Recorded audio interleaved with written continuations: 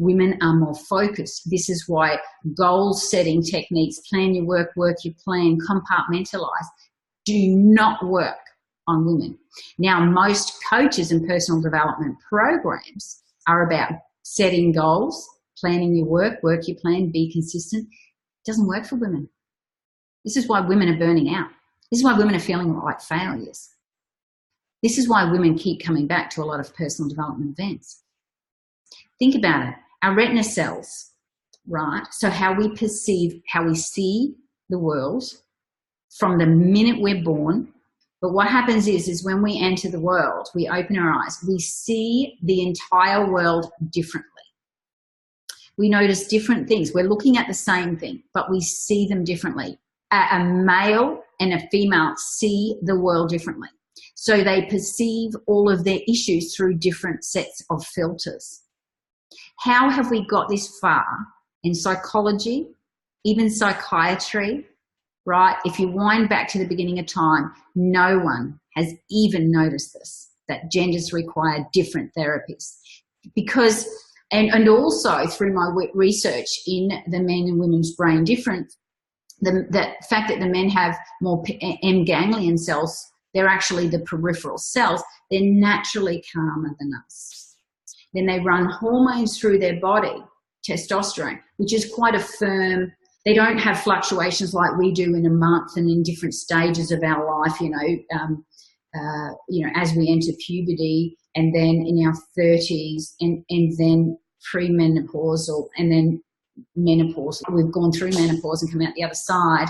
This affects our emotions. This affects our perceptions. The fact that we have focal cells means a lot in this industry, because in the psychological mental health industry, females need female designed formulated solutions and males need male formulated solutions. It makes sense when you understand this. It really, really does. And when I was doing the innovation of re-engineering Creatrix to be innovatrix, so for Creatrix, my amazing therapy, that is painless, really fast, and breaks into generational cycles, to make that work for boys. Even not just the measurement tools and the tool itself had to be altered, but the pre-assessment and how to analyze the pre-assessment also had to change. Because for women, they're coming out with a lot of verbiage of what's happening, and we need to shrink it down, package it really well, and then work on that package, and it's fast tracks transformation. But with men, they give us a big fat package, but we don't know what's in it. So it's like we've got to do the opposite. We've actually then got to have a therapy that unpacks and brings it all out for them to know it exists, for us then to pre-package it again. So everything that come out of my research, the male gender more, and realizing what's really, really different. So women also have more white matter than men, and that's the communication within the brain. So if they were to slice a brain in half, a lot of it we've all seen images, haven't we? Like this big grey, squirrely squiggles. Well, if you slice that down the middle, within the grey squiggles is white squiggles. It was once thought in history that men were smarter than women because they just had a bigger brain. Bigger equals smarter. But actually, it ain't the case, right? Okay. If you cut a brain, there's this white matter, and that is what transfers energy, communication. Now, if you slice it, okay, just like a walnut, there's the part that joins the left and right hemisphere. So in that set, what is extremely different and very important to understand is there's way more white matter in a woman's corpus callosum. So through the part that joins, right, so there's the left hemisphere, the right of a walnut, there is more white matter, which means women surf left-right brain more. But if a male and a female both have a frontal left cortex stroke, what happens is the male rarely, very rarely, is likely to speak again as well as a woman can. And the reason is all the words went with the stroke. And because they only have kind of left brain wording, which doesn't contain a lot of the right brain you know, is where we get to label a lot of stuff, where we get to emotional and feel and dance around and find, you know, all more words. So what's happening is the man and woman both have a left brain stroke. The woman is more likely to talk again, but she won't describe everything the same old way. So what happens is she surfs, ducks over to the right brain, finds new ways of describing that thing because she's so artistic. And some men too, like when I say women, I mean 4 out of 5 women and 1 out of 7 men are like that as well, like the woman, right brain. You know, there's all this thing out there about left and right brain. Well, it's actually, it runs by science. Biologically, you've either got a lot more white matter or you don't. Plain and simple. If you've got more white matter in your corpus callosum, then what that means is you're a left-right brain surfer, and you'll duck over to the creative side, grab what you need to take it back over, and then bring it out in your language.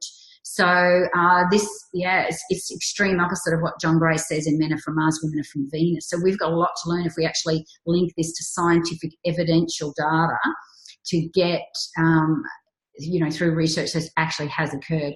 And there is a lot of, I mean, come on. We know men and women's issues are different, right? Why would we assume if you understand that hormones create emotion, because they do, testosterone really helps us be more angry and external in our emotional expression. And if you give us more estrogen, we go inside and we cry more and we contemplate more. So obviously, and then there's progesterone as well, which is our stand up. So women, they can inject us with progesterone and we have more confidence. I mean, shit, that's to say an actual chemical can be put in us, and that's what happens. So because progesterone and estrogen are a natural dance we make every month, and there's different amounts happening and blah, blah, blah, blah, blah, like this, and then there's testosterone, and then we perceive focally. Of course, that's going to add into the stress. We're seeing it play out now as adrenal fatigue. How many men do you know with adrenal fatigue? Right? Why? Because we're already too focused, and then we're adding pressures of goal setting and things like in business, women will burn out, absolutely burn out. It's almost like it's written in the stars, baby. The writing's already on the wall. If you are goal setting, tracking that goal and focused on a goal. If you're trying to be consistent when your hormones are not consistent, that control your emotions and your perception and how you see the world, of course you're going to burn out because you're adding focus. You need to step away from focus and understand peripheral so that you can allow and be led. Girls, success for us is a lot easier. Men's way of doing it is men's way of doing it. We will burn out when we use their software programming, which is the processes in existence, the therapies in existence, the personal development tools in existence. They're designed by men. So though all of that stuff in a female system, fries our circuits. Okay, so all we've been needing is to step away from adding more focus. We need a lot of focus to be able to recognize our young, the cry of our baby. We need to have that focus to be able to understand, is this baby's cry? I need to focus right down on this baby to know, is this baby's cry hunger or sickness? You know? So we're naturally designed that way. A man is designed in peripheral so he can go hunting and he'll see a movement in the bush over there. So for his safety, because one of his jobs is to protect and provide. So, you know, that's naturally in his nature. Ours is to nurture and bond with the young for its longevity. So we've each got our roles. Not one is better than the other. Not one is more valuable than the other. They're just different. And when we understand this difference, we can come back together united. Both sexes. Gender is something we self-identify as. And I'm using the word gender when I really mean sex. You're either born with a uterus or not. Okay, with a uterus, every cell in your body is gender coded. Every cell. They can cut a mummy, mummified from, you know, ancient Egypt days and tell it whether it was a female or male. Every cell in your body is gender coded. They call sex coded, I should say. But they call it the 1% difference, as if it doesn't matter. 1% difference? it's the most important 1% if you're going to try and help a man or help a woman through their emotional stuff. It's got to be done differently. How they're categorized. Men have all categories. Everything's in a box. A really good video to jump over to YouTube and watch Mark Gungor, The Tale of Two Brains. Just click through for the 15-minute version and you'll just see where he just sums it up. Men are very good at compartmentalizing. That's why they say the 7 areas of life. Women don't have areas of life. Come on. We have a relationship issue. We take it out on the kids. We feel it in all areas of our life. We can't separate ourselves from that. Whereas a man, he will go to work, but believe me, he ain't thinking of you when he goes to work. He's not thinking of his relationship when he goes to work to get away from it, and he 100% gets away from it. And when he walks in your door, back home, he 100% comes back into that. Their boxes are so separate they don't even touch, right? And they have a nothing box where they're in this calm state. And we need to create that for ourselves in this modern day world, because we're already a focused being. The more focused we get, the more we're likely to burn out, okay? And so, what we want to do is not add more focus. We need to bring in peripheral. Peripheral is the state of activating your parasympathetic nervous system, which is the state of pure healing and your original design, ideal design, where all your organs function normally. Okay, sympathetic, S for stress, sympathetic stress. Okay, so that's when you're activating the nervous system in a way, in flight or fight, they call it. But flight or fight is even not a gender thing. We don't run away from our young. If we're being attacked, we don't start fighting and run. We got our young. We will hover over and nurture and protect and gather the other women and the other children. We're going to gather. So the women's is called tend and befriend. We don't even have the same stress response.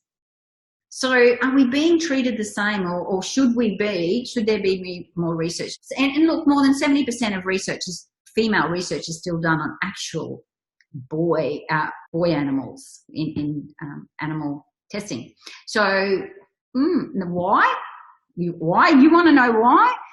Did you ever see the Oprah Winfrey's interview back when she was on Oprah TV? She interviewed a scientist, and she said to him, "Why won't you test on females?" And he said, "Because you can't." She goes, "Why not?" He said, "Well, they have a cycle, and mice in particular, rodents actually have a cycle that it happens all the time, and it's going around. So we would have to know each mouse's individual cycle."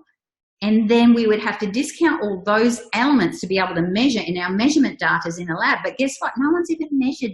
No one's even created measurement devices in science to measure anything that they measure now, but for a female that takes into consideration the hormones. So have they actually not even been studying the right part? So maybe the female's hormones is a contributor in all things. Because our hormones are just the fuel that runs this beautiful, amazing thing. We're the ocean, the guys are the ship. But we're all at ship school.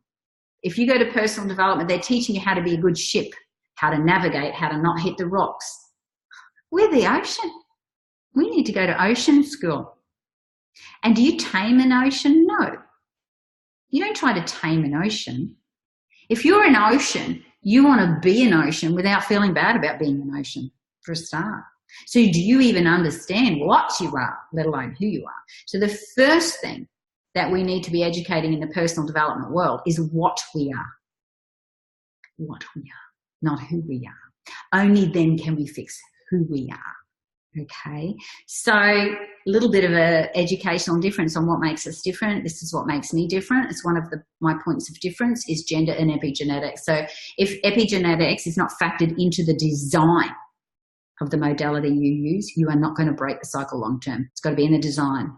Okay, that's why past lives, all that stuff. Look, it might set you free in your belief system, because epigenetically you are a physical being. You might be a spiritual being having a physical experience like you believe, a lot of people believe, and that's fine, and that may actually be true. But what's actually the symptom that's running the negative cycle that's unhappy is the physical one. That's here and now.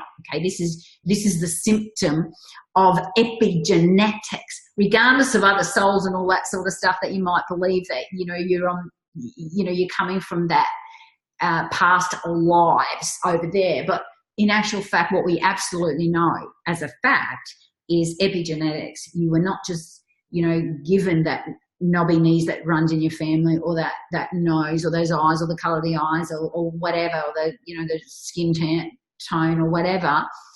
I mean, where did that start? Where does your nose start from? Did it start in this lifetime when you were born? No.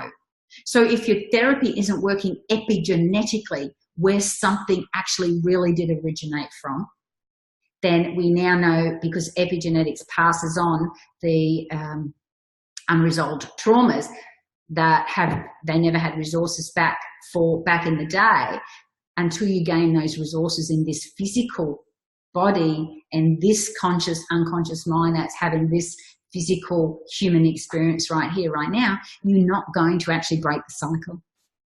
This soul's not going to get its learnings in this lifetime if it's not done through human breakthrough. Human. You're a human having a human experience.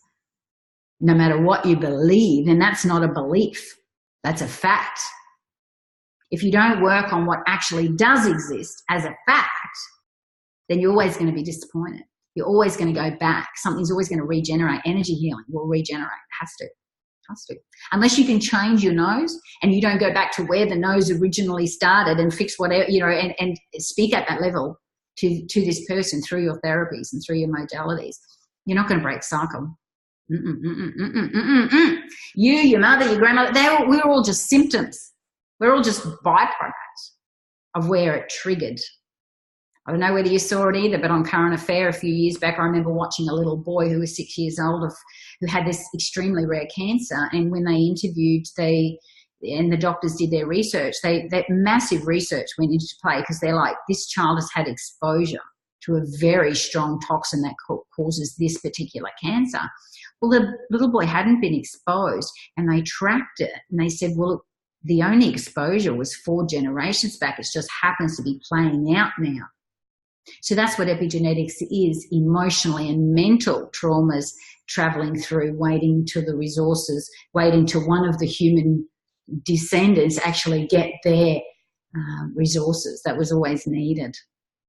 Yeah, so to break that pattern, the resources to deal with that emotional and mental issue. A little bit from me, whether it makes sense to you, I hope so. I can just see what the problem is. We've got psychology, biology, we've got endocrinology, which is hormones, and nobody's talking to each other. But we are one. So it's time to come back and bring those things back. Look at our sex and address things. And that's everything I've brought together and am now bringing in tools and solutions, bringing all that back in. And what happens is when we address the whole system and we go with this way, and considering all the elements that are actually we know exist, and we do the process I've designed epigenetically, what happens is we break the cycle. It's painless. It's even fun. The tool itself is fun. So we put them through this thing. It breaks the pattern. So that's just a little bit of a chat from me, what I've created.